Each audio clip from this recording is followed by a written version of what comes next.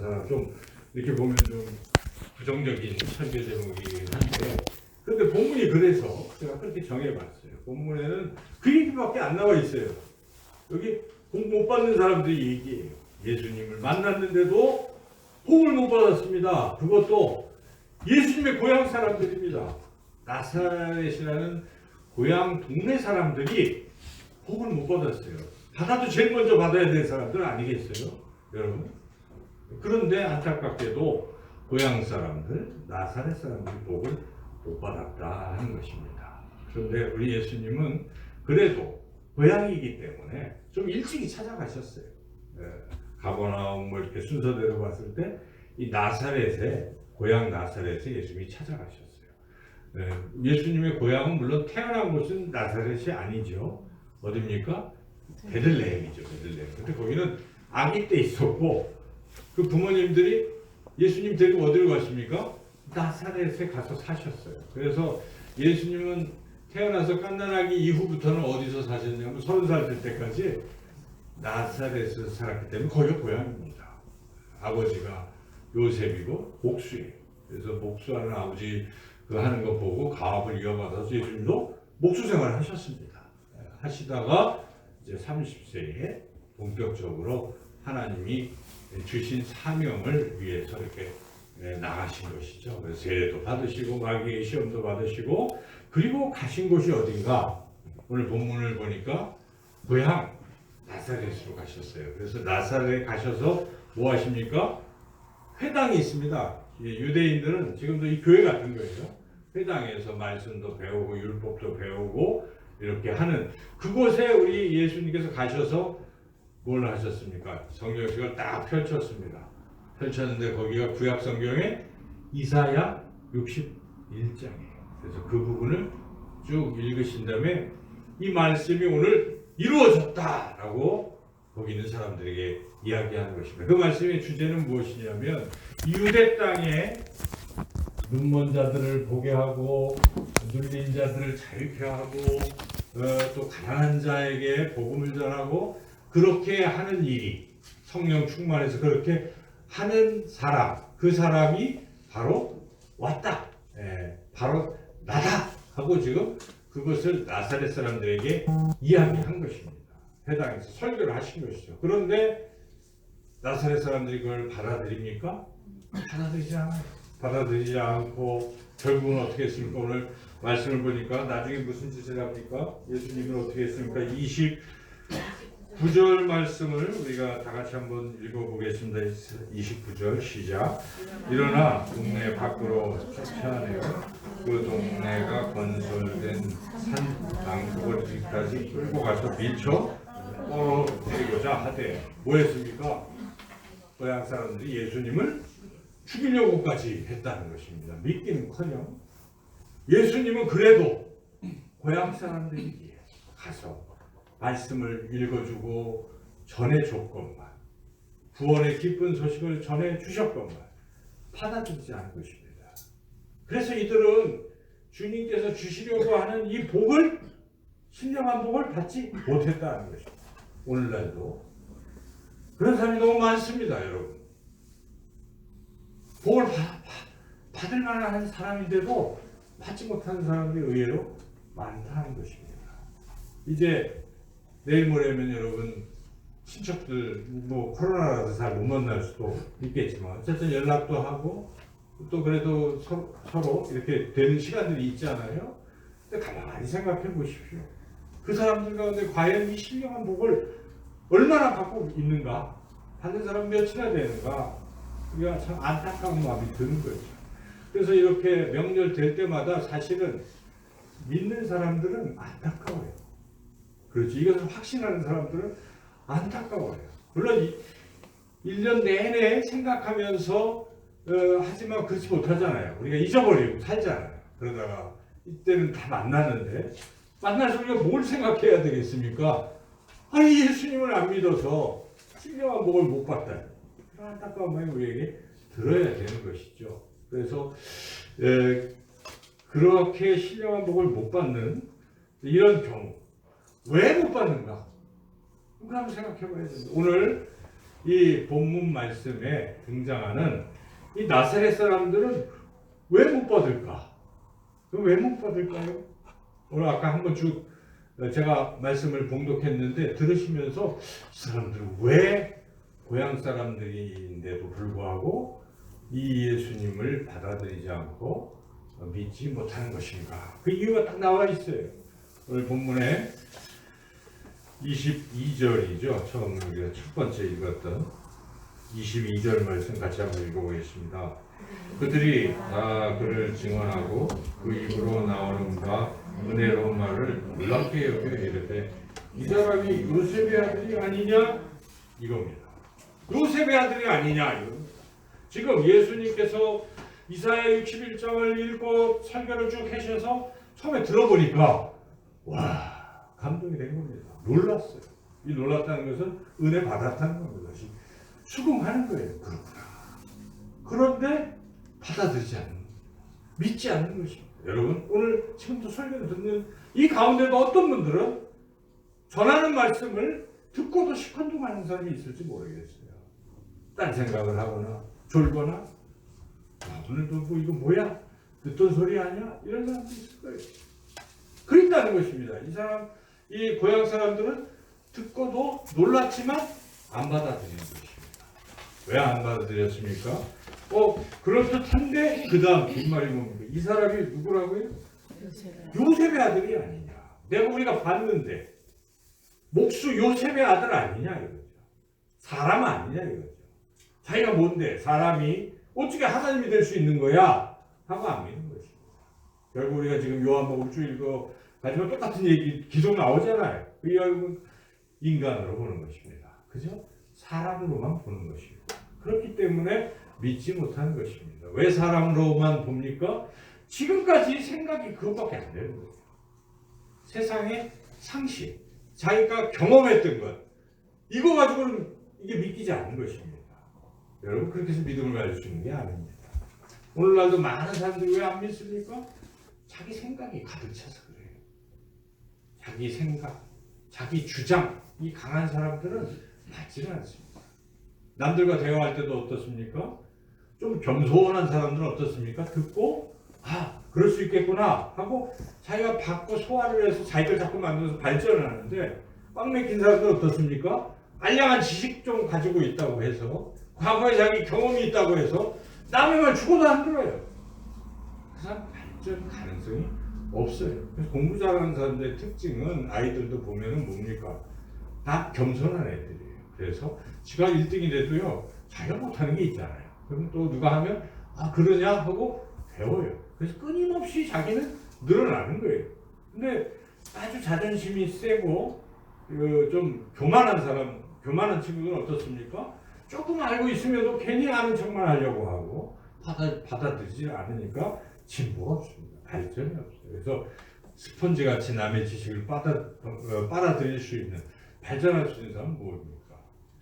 자기의 생각이 별거 아니다라고 인정하는 사람. 이런 사람은 발전하는데 이 고향 사람들 뭡니까? 그 정도 자기네들이 뭘 좀 알고 있다고 딱 요셉의 아들이 아니냐 요 생각이. 그러니까 뒤에 진도가 안 나가잖아요. 더 이상 주님이 하나님의 아들이신데 지금 하나님의 아들이시잖아요. 그런데도 몰라요. 받아들이지 않는 것입니다.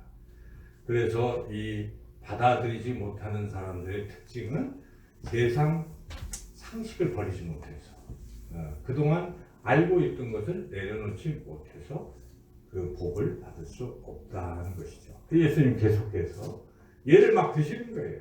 왜 복을 못 받는가? 구약에서도 그런 일이 있었다는 것을 말씀하시는데 엘리야, 선지자 엘리야의 그 경우를 예수님 말씀하시죠. 25절, 6절 같이 한번 읽어보겠습니다. 내가 참으로 너희에게 이르노니 엘리야 시대에 하늘이 3년 6개월간 닫히어 온 땅에 큰 흉년이 들었을 때에 이스라엘에 많은 과부가 있었을 때 엘리야가 그중 한 사람에게도 보내심을 받지 않고 오직 시돈 땅에 있는 사렙다의 한 과부에게 뿐이었으며. 그러면 이거 열왕기 이쪽의 말씀을 보면 이 내용이 나옵니다. 이게 무슨 내용이냐면 3년 6개월 동안 이 지역에 가뭄이 있었어요. 아방이 워낙 잘못해가지고 하나님 선지자 엘리야를 통해서 그를 죽이게 하려고 그 땅에 가뭄을 내리신 것이죠. 그래서 3년 6개월 동안 가뭄이라서 다들 지금 굶어 죽고 있는데 이 선지자 엘리야의 말을 사람들이 듣지 않는 거예요. 믿지 않고 있는 것이죠. 하나님이 그를 통해서 말씀하신 대로 회개하지도 않고 북이스라엘 사람들이 듣지 않고 있습니다. 하나님의 백성들은 안 듣고 있는데, 그런데 여기 시돈 사렙다라는 곳은 그 이스라엘 북이스라엘 위쪽에 있는 지역이에요. 그러니까 지금으로 말하면 레바논입니다. 시돈과 도로가 그 레바논 지역이거든요. 이스라엘과 경계 위쪽에. 그러니까 여기는 유대 땅이 아닌 거죠. 이방 땅, 이방 땅. 근데 이방 땅에 있는 과부만 복을 받았다는 것입니다. 이 기근에서 복을 받았다. 지금 예수님 그 말씀하시는 거예요. 이 스토리는 그 하나님이 그 엘리야를 일단 보내셨죠. 근데 사렙다 과부한테 가서 뭐라고 합니까? 과부 죽으려고 그랬어요. 자살하려고 그랬어요. 지금 먹을 게 없으니까. 아들 하나 있는데. 그래서 그냥 마지막 떡 하나 뭐 이렇게 해서 마지막 식사하고 죽으려고 쭉 하고 있는 그 순간에 선지자 엘리야가 와서 하는 말은 더 약을 올리는 소리예요. 무슨 소리입니까? 그거 날 달라는 것입니다. 선지자 엘리야가 그 마지막으로 나한테 요리해서 줘라. 그러니 미쳤나? 이럴 수도 있어요. 보통 사람 같으면. 그죠? 아니 우리도 먹고 살기가 힘든데 선지자라는 사람이 고작 그거 뺏어 먹으려고 할까? 뭐 이러면서 콧방귀도 안 껴고 그냥 할 수도 있었습니다. 그런데 한마디 덧붙입니다. 엘리야가. 너 그러면 네가 가지고 있는 그 통, 밀가루 통, 기름통이 가뭄이 끝날 때까지 계속해서 차고 넘칠 것이다. 한마디 딱 덧붙였는데 사렙다 과부가 믿은 겁니다. 그걸 받아들였어요. 그래서 그렇게 했더니 그런 일이 일어난 것입니다. 세상 상식으로 보면 어떻습니까? 아니 이거 미쳤나? 이렇게 속된 말로. 그게 상식이잖아. 이거 먹으면 그래도 한 끼라도 먹고 우리 아들을 먹이고 죽어야지 했을 텐데 상식을 벗어나서 믿어본 겁니다. 여러분. 바로 그 믿음을 요구하시는 거예요. 니들은 나를 요셉의 아들로밖에 안 보느냐? 그렇지 않다. 내가 하나님의 아들이다 하면 믿어라! 하고 지금 주님은 계속 두드리고 있는데 이 고향 사람들이 안 믿는다는 것입니다. 그렇습니다. 믿지 않는 사람들의 특징은 상식 이상을 뛰어넘지 못하는 것입니다. 여러분들이 어떻게 믿게 되었습니까? 상식으로 여러분은 하나님을 믿었습니까? 하나님이 세상을 만드셨다고 믿으셨습니까? 예수님이 유대 땅에 그냥 33살에 십자가에서 못 박혀 죽은 나약한 어떤 청년이 하나님의 아들이라니 그걸 어떻게 믿으셨습니까? 여러분 상식을 뛰어넘는 이야기입니다. 그것이 믿음인 것입니다. 그렇게 뛰어넘을 때 우리는 믿어보니까 하나님이 더 큰 믿음을 주시는 것입니다. 그냥 믿어지게 된 것이죠. 바로 이와 같은 때가 있어야 됩니다. 자기의 상식을 버릴 수 있는데 세상 상식을 버릴 수 있어야 된다는 것이죠. 하나님께서 우리 예수님께서 한 번도 또 말씀하십니다. 두 번씩이나 친절하게도 이 얘기만 하신 것이 아니라 엘리야를 뒤이어서 나온 선지자 엘리사 이야기도 해주시죠. 이어지는 27절도 같이 한번 읽어보겠습니다. 또 선지자 엘리사 때에 이스라엘에 많은 나병 환자가 있었을 때 그 중에 한 사람도 깨끗함을 받지 못하고 오직 수리아 사람 나만뿐이었느니라 하고 이렇게 또 말씀하시죠. 이 얘기 똑같은 얘기 아니에요? 엘리야를 뒤이은 선지자 엘리사 때, 그때도 이 북쪽에 아람 지역이 있어요. 지금으로 말하면 시리아입니다. 여러분 지도를 보시면 여기 레바논, 여기가 시리아, 저쪽 가면 이라크인데 지금 이 시리아가 IS 그 흉악한 그런 범죄 집단이잖아요. 거기 그 아람, 그러니까 이방이죠. 거기도 이방이죠. 그런데 나병 환자가 좀 많겠습니까? 그런데 아무도 믿음이 없어서 고침을 못 받았다는 것입니다. 그런데 이 아람 사람, 시리아 사람의 나만 장군은 나병 환자가 치유를 받았다는 것입니다. 그것도 이제 그냥 자기 집에 있는 어떤 여종이 그 밑에 내려가 보면 이스라엘에 엘리사라는 사람이 아주 신통합니다. 그 사람한테 한번 가보시죠. 이렇게 보냈는데 그래 하고 좀 와본 거예요. 와봤는데 그 엘리사가 뭐라고 얘기합니까? 그들도 보지도 않습니다. 자기 종을 개화시를 시켜가지고 나가서 저 요단 강물에 7번 씻으라고 해. 이게 끝이에요. 그러니 그 나만이 기분이 좋겠습니까? 그 아람에서 그냥 그 장군이고 이 먼 곳에까지 왔는데 와서 장군님 해야 될 텐데 그게 아니라 종 시켜가지고 요단강물은 자기네도 그 강물이 더 좋은 강물이 있을 텐데 아니 그 더러운 요단강물에 7번 씻으라니. 그리고 상식으로 보면 말이 안 되잖아요. 그런데 처음에 가려고 했어요. 사실 나만 장군이 에이 기분 나쁘다고 가려고 하는데 그 옆에 아니 여기까지 왔는데 한번 해보세요 이렇게 하는 말을 듣고 하지 못해서 사실은 한번 해보자 그래 하고 7번 담궜는데 웬걸 나빠린 것입니다. 이게 상식적으로 보면 말이 안 되지만 상식을 뛰어넘었던 것이죠. 그 기적을 경험했다는 것입니다. 이거를 예수님이 말씀하신 것입니다. 하도 강팍하니까 고향 사람들이 안 믿고 요셉의 아들이냐고 자꾸 주장만 하지 예수님이 하신 말씀을 받아들이지 않으니까 2번에 걸쳐서 이 말씀을 하신 것입니다. 그랬으면 들을만 한데 들었습니까? 안 들었어요. 어떻게 됐습니까? 예수님 죽이려고 하고 이들은 주님이 말씀하신 하나님 나라의 복, 하나님 나라에 들어가는 복을 받지 못했어요. 지금까지 이스라엘 사람들은 1%도 안 돼요. 그 안에 신음하는 팔레스타인 사람 3, 4% 됩니다. 기독교인이. 네바는 더 많이 믿습니다. 그런 현상이에요. 그냥 참 강팍한 것이죠. 하나님이 자기 땅이면 백성인데도 이와 같이 강팍해요. 그것이 그들이 이제 우리가 요한복음 읽어보면 여러 가지 이유들이 나와요. 우리는 아브라함의 자손이다 하는 그 선민의식. 여러분 혹시 나는 우리 부모님이 교회 다녀 난 구원받아 아닙니다. 그래서 되는 게 아니에요.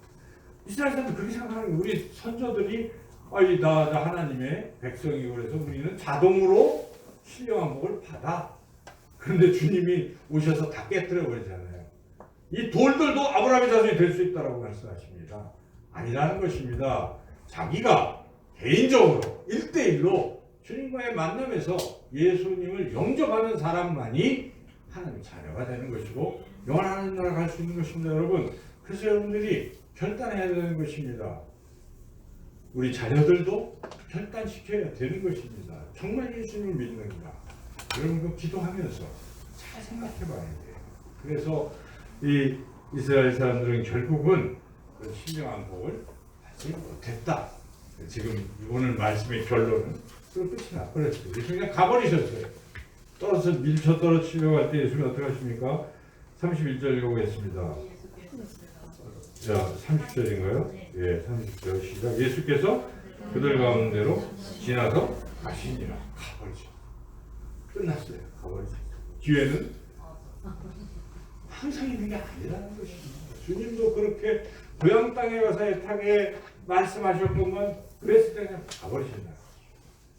여러분 구원 받을 때예요. 지금 은혜의 때입니다. 그런데 이때도 지나가면 끝입니다. 이렇게 하다가 비명 행사를 하거나 여러분 기회를 놓칠 수가 있어요. 몰라요. 우리 인생은 우리가 어떻게 한치 앞을 내다볼 수 있겠습니까?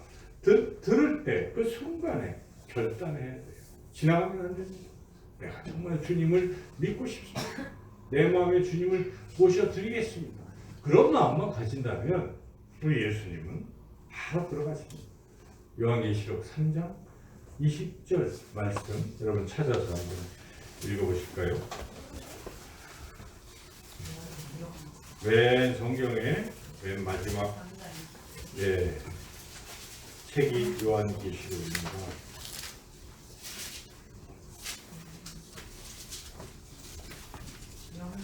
요한계시록 402쪽 신약성경 우리가 다 같이 한 목소리로 3장 20절 읽겠습니다. 시작. 볼지어다 내가 문 밖에 서서 두드리노니 누구든지 내 음성을 듣고 문을 열면 내가 그에게로 들어가 그와 더불어 먹고 그는 나와 더불어 먹으리라. 예수님이 약속하신 것입니다. 누구든지 그 누구라도 마음의 문만 열고 주님 내게로 오시옵소서만 한다면 주님 그 안에 들어가신다는 것입니다. 얼마나 쉽습니까? 너무 쉬워서 안 믿으려는 사람들이 있어요. 그러나 이것이 진리입니다. 성경이 우리에게 가르쳐주는 복음입니다. 누구든지 마음의 문만 열면 주님은 그 사람에게 들어가서 그와 영원토록 함께 계시겠다 하는 말씀입니다. 그래서 우리가 죽을 수 있어요. 그죠? 어떤 상황에 우리가 세상을 떠날 수가 있어요. 그때 이 말씀을 받고 믿고 한 사람들은 어떤 일이 있겠습니까? 주님이 그때 그 안에 계셨기 때문에 주님은 한 번 계시면 떠나지 않습니다. 내가 비록 딴 생각하고 딴 일 열심히 해도 주님은 이 안에 계신 거예요. 그래서 딱 죽는데 그때 가면 알겠죠. 이 참 별로 부족한 믿음이었는데 그때 내가 주님을 모셔야 되는데 그 주님께서 내 손을 잡고 영원한 하나님 나를 인도하신다는 이 놀라운 감격이 될 것입니다. 여러분 기회가 많이 오는 게 아니에요. 오늘 이 말씀을 들으시고 내가 이 나사렛 그 고향 사람들 같이 그런 강팍한 마음으로 지금까지 가지고 있는 내 생각에 골몰해서 우리 주님을 배척하지 마십시오. 주님 지금도 사람들의 마음문을 두드리고 있습니다. 여기 이 자리에서 우리 모두의 마음의 문을 두드리고 계십니다. 마음의 문을 여시고 주님을 모셔드리면 주님이 여러분과 더불어 먹고 여러분과 영원토록 사시고 그리고 여러분의 손을 잡고 우리의 손을 잡고 하나님 나라를 우리 인도하여 주실 줄로 믿습니다. 그런 신령한 복을 받는 저와 여러분 모두가 되시기를 주님의 이름으로 축원합니다. 하나님 감사합니다. 오늘 말씀대로 예수님이 내 안에 계시면 이제는 믿고 주님과 동행하며 이 땅에서도 주님 의지하며 살아가게 하여 주시옵소서. 예수님의 이름으로 기도드리옵나이다. 아멘.